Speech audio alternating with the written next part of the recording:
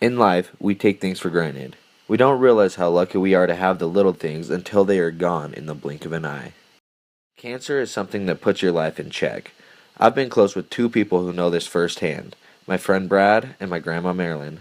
I became really good friends with Brad's brother Jake towards the tail end of Brad's battle with cancer. If you hadn't been told Brad had cancer, you would have never known.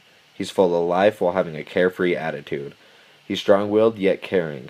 Once you talk to him, you realize how hard going through cancer was. I had non-Hodgkin's lymphoblastic lymphoma in my chest. The experience of having cancer was like having the flu times 1,000 every day, and like really not being able to do anything, having no strength, not being able to eat. Pretty much the worst thing you could ever imagine. I would say the hardest part about having cancer was not being able to see your friends because you're so sick. You don't know if they're gonna get an illness around you that could possibly kill you. When my grandma was diagnosed with breast cancer around a year ago, it was a shock. We knew the cancer was bad, but we also knew that she was strong and could beat this. Now she has gone through rounds of chemo and had the cancer removed and is currently completing her final stages of chemo and radiation. I have what's called inflammatory cancer. It's like one of the worst you can have, stage 3. And been through a lot with 4 chemos, and now I'm in radiation and taking 1 chemo, and I'm doing very well. I was just tired all the time. I just hurt all over.